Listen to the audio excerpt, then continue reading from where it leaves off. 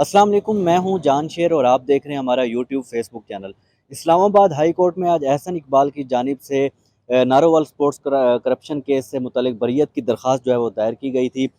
اس پر جو ہے وہ چیف جسٹس کی سربراہی میں 2 رکنی بینچ نے کیس کی سماعت کی، جس پر جو ہے وہ تفتیشی افسر بھی یہاں پر پیش ہوئے۔ تو چیف جسٹس کی جانب سے بار بار ان سے سوال کیا گیا کہ آپ ہمیں بتائیں کہ کہاں پر کرپشن جو ہے وہ ثابت ہوئی، اور یہ بھی بتائیں کہ کب آپ کو یہ کیس جو ہے وہ ملا تھا۔ اس کیس میں اہم ڈیولپمنٹ یہ ہوئی ہے کہ اسلام آباد ہائی کورٹ نے جو احسن اقبال تھے ان کو اس کیس سے بری کر دیا ہے۔ اسی حوالے سے مزید ہم بات کریں گے، ہمارے ساتھ جو ہے وہ ثاقب بھائی موجود ہیں، ان سے بات کریں گے اس کیس کے حوالے سے، اس کیس میں کیا اہم ریمارکس جو ہیں وہ سامنے آئے ہیں، یہ بھی بات کرتے ہیں۔ جی جان شیر، آج جو Narowal support city complex case ہے، اس کے حوالے سے نیب ہمیشہ یہ کہتا رہا ہے کہ کرپشن ہوئی ہے، اور احسن اقبال کے بیہاف پہ یہ الزام جو احسن اقبال پر تھا، اسی لیے 2019 میں احسن اقبال جو ہے ان کو اس کیس میں گرفتار کیا گیا، اور نیب ہمیشہ جو ہے وہ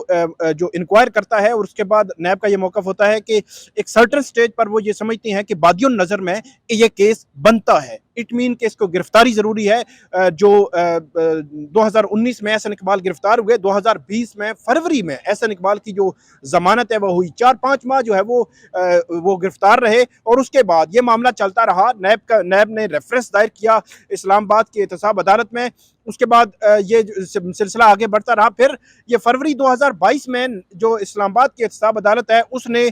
جو احسن اقبال کی بریت کی درخواست تھی اس کو خارج کر دیا۔ احسن اقبال اسلام آباد ہائی کورٹ آئے، اور آج اسلام آباد ہائی کورٹ نے جو ریفرنس تھا اس کو بھی خارج کر دیا ہے، اور احسن اقبال کو اس کیس میں 3-3.5 سال کی جو معاملہ تھا اس کے بعد بری کر دیا ہے۔ آج کی جو سماعت تھی اس میں 2-3 چیزیں بڑی امپورٹنٹ تھی۔ ایک تو نیب نے بہت بھاگنے کی کوشش کی، 4-5 دفعہ نیب کے جو پروسیکیوٹر تھے انہوں نے کہا کہ جو جانزیب بروانا ہے وہ سپریم کورٹ میں بزی ہیں، اگر عدالت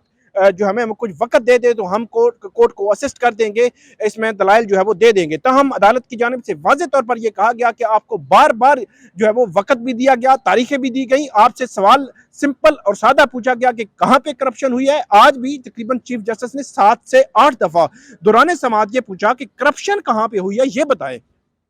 اور عدالت نے یہ بھی کہا کہ جو پروجیکٹ تھا 2019 سے لے کر آج تک جو پروجیکٹ رکا ہوا ہے نارووال سپورٹ سٹی کمپلیکس کا، اس میں جو نقصان ہوا ہے اس نقصان کا ازالہ کون کرے گا؟ اس کو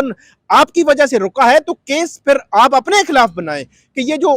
پروجیکٹ رکا ہے۔ اس کے بعد جو نیب ہے ان کی جانب سے یہ بھی کہا گیا کہ 2099 ہے تب سے یہ جو ہے وہ پروجیکٹ شروع ہوا تھا، اور 2000 سے لے کر 2009 تک یہ جو پروجیکٹ جو ہے وہ رکا رہا، تو اس میں بھی عدالت نے کہا کہ اس وقت حکومت کس کی تھی، کون جو رول کر رہا تھا یہاں پہ؟ تو جو تفتیشی افسر تھے انہوں نے کہا کہ جو مارشل لا کا دور تھا، تو انہوں نے کہا ان کو آپ پکڑتے۔ پھر چیف جسٹس نے یہ بھی کہا کہ CDWP جو ہے اس سے متعلق تفتیشی افسر کو پتہ نہیں ہے کہ وہ ہوتی کیا ہے، اور اس نے گرفتار کیا ہے احسن اقبال کو۔ اور عدالت نے یہ بھی کہا کہ CDWP میں 30 لوگ ہوتے ہیں، آپ نے کیا 30 لوگوں کو گرفتار کیا؟ اس کے بعد یہ بھی پوچھا کہ آپ یہ کہتے ہیں کہ ایک جو پروجیکٹ تھا فیڈرل کا، اور وہ صوبے کے ایک ڈسٹرکٹ پر لے جایا گیا جو ڈسٹرکٹ اتنا بڑا نہیں تھا،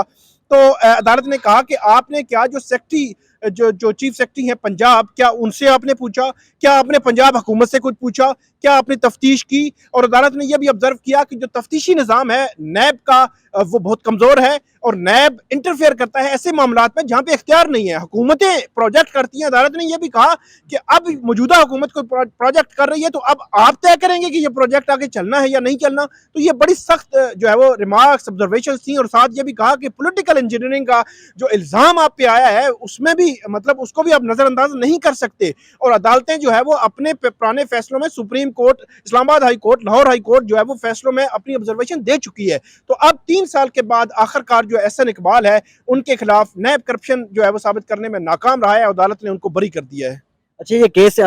دیکھنے سے ہی لگ رہا تھا کہ آج ان کی بریت کی درخواست جو ہے منظور ہو جائے گی، اس کے باوجود بھی چیف جسٹس کی جانب سے بار بار ان کو موقع دیا گیا کہ بتائیں کہاں پر کرپشن ہوئی ہے اور کس وجہ سے آپ نے یہ کیس ٹیک اپ کیا تھا۔ اس میں ایک چھوٹے اخبار کا بھی ذکر کیا گیا کہ جس کی خبر پر یہ کیس جو ہے وہ اٹھایا گیا تھا، اور اس پہ تصدیق کیے بغیر ہی پورا کیس بنا دیا گیا تھا۔ اصل میں میٹرو واچ اخبار کا بار بار حوالہ آ رہا تھا۔ میٹرو واچ اخبار جو ہے وہ آپ یہ کہہ سکتے ہیں کہ ایک روٹین میں کوئی مین سٹریم کا اخبار نہیں ہے، وہاں پہ خبریں آتی ہیں ان کو آپ کوئی مصدقہ کو خبریں مطلب وہ بھی نہیں کہہ سکتے۔ उस अखबार की, एक थर्ड लेयर की अखबार की आप एक खबर उठाते हैं और बगैर तहकीक के, अदालत ने यह भी कहा कि चेयरमैन नैब ने क्या आंखें बंद करके बगैर तहकीक के, बगैर हक़ाइक़ जाने, फैक्ट्स जाने, और उसने एक खबर जो है उठाई और उस पर जो है वो इतना बड़ा केस बना दिया, और उसके बाद आपने साबित करना था कि करप्शन कहाँ पे हुई, कौन कौन लोग मुलव्विस थे। फिर अदालत ने कहा कि जो वादा माफ गवाह आपने बनाया उसका बयान आपने पढ़ा है कि आप कैसे जो है वो लोगों को इस सारे सिस्टम को आपने मैनिपुलेट किए रखा। तो बुनियादी तौर पर जो खबर थी उसमें भी अदालत जो है वो कहना यही चाह रही थी कि एक छोटे अखबार की खबर को आपने लेकर